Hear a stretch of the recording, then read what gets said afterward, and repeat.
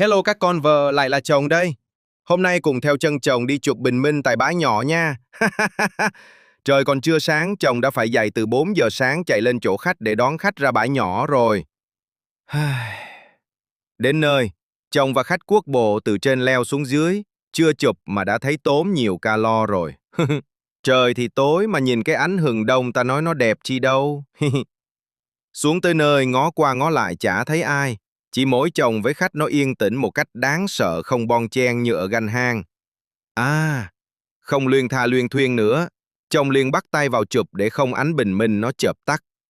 Chụp nay mà đi những nơi đông người thì ối rồi ôi luôn. Vì vậy khách yêu đến Phú Quý thì tham khảo bãi nhỏ nha. Giờ thì cùng xem hậu quả sau bữa chụp của chồng nha.